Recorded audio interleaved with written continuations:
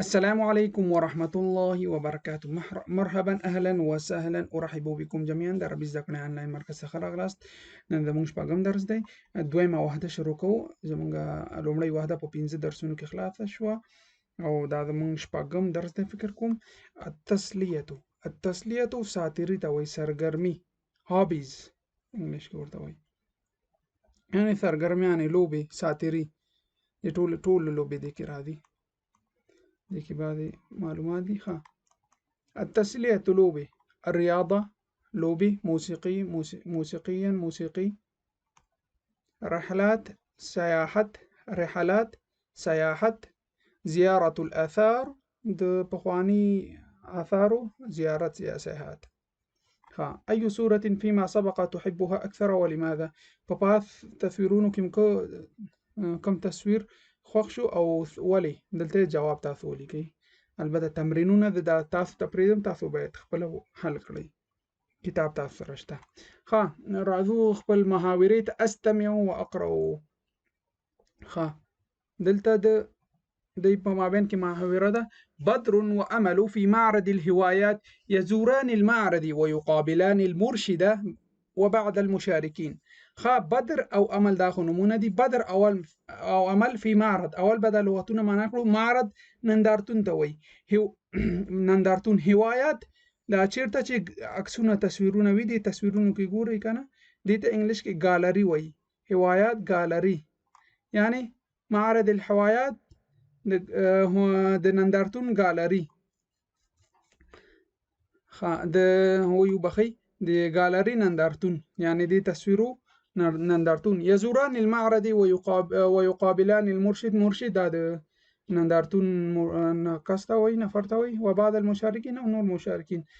بدر وأمل في معرض الهوايات. بدر او امل دا د ګالري په نندارتون کې دی. يزوران المعرض، دا يزوران المعرض يزوران د دې زیارت کوي.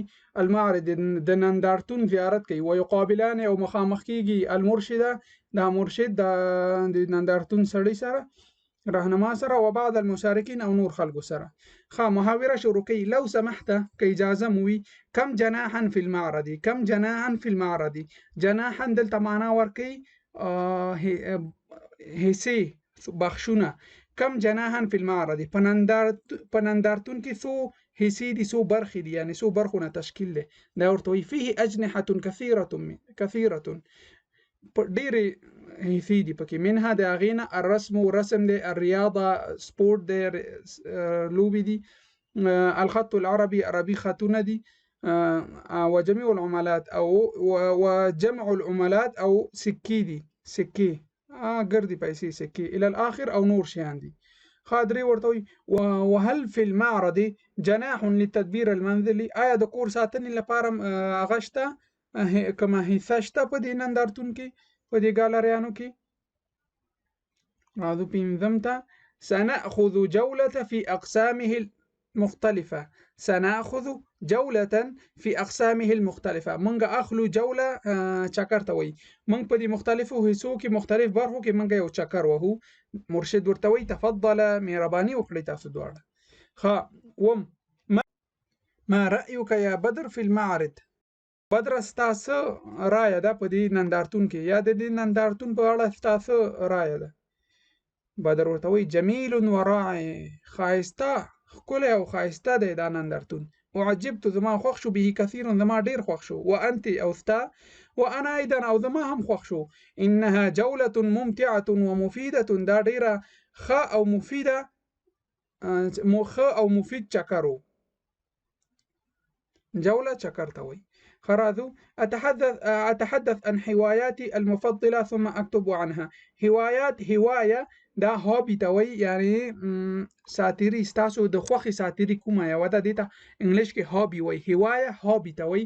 هواياتي جمع ده هابیز چې ورته وایي، یعنی د خوښې لوبه، ساتیري. اتحدث عن هواياتي، زه د خپلې خوښې ساتیري په باره کې خبرې کوم. ثم اكتبها، وروسته هغه لیکم. نو تاسو خپل د خوښې کوم هغه چې ده، کومه لوبه ده، هیله کوم هغه کومنټ کې ولیکئ، همدغسې پاس جملو غوندې. اوس راځو دلته اقرأ و اکملو، لولم او دا ترتیب سره لیکم.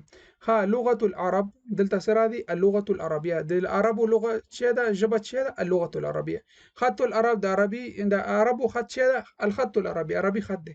تدبير المنزل دا چې را دي تدبير المنزلي تدبير المنزلي. لغة الإنجليز دي انګريزانو ژبه کومه ده لغة الإنجليزي.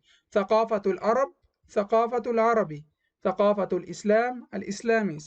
ثقافة الإسلامي. نو دا ځوابونه ولاندې هغه بیا لاندې یو څو تاسو ته نور تاسو خپل هغه کوي دا تمرینونه.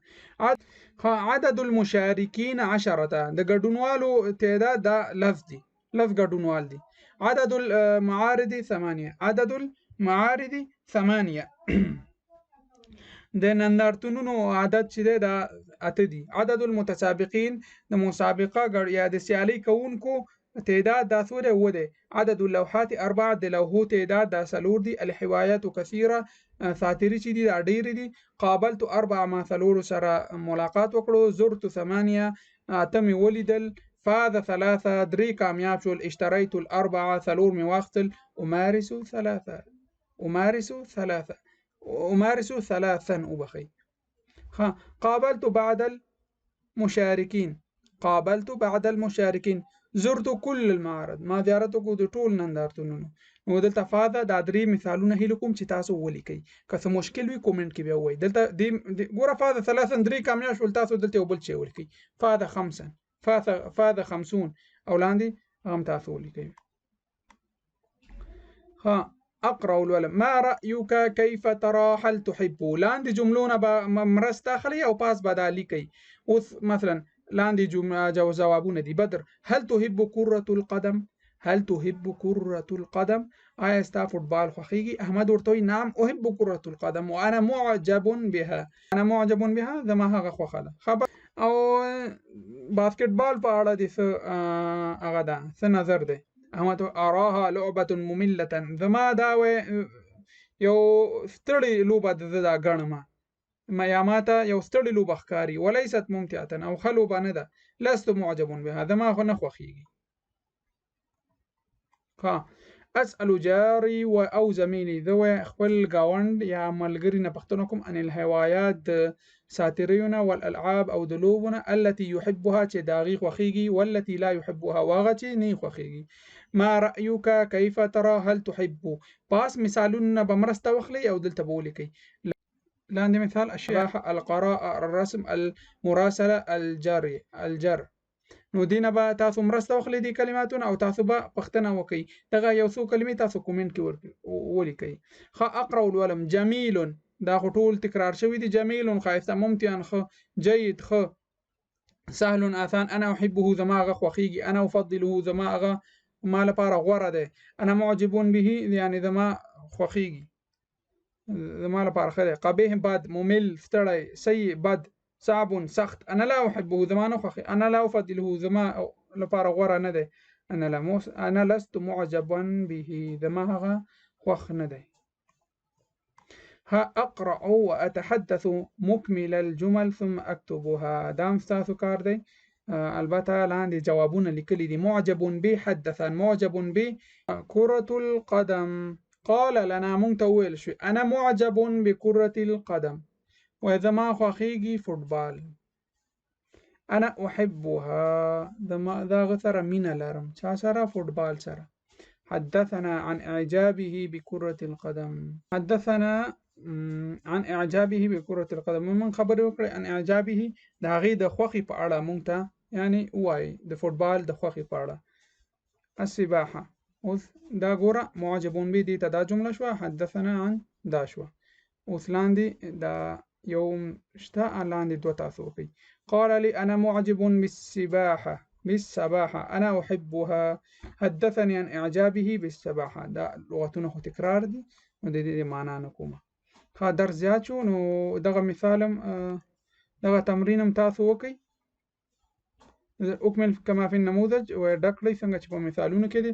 مثلا أنت درست اللغة العربية أمس وتدرس الحساب اليوم. تا وایي پرون لغت عربي ژبه وویلې او تاسو نن چې وایي حساب وایي. أنتم درستم اللغة العربية دا جمع دي ټول یو معنی ورکوي. تاسو ټولو عربي ژبه وویلې وتدرسون الحساب اليوم او نن حساب لولئ.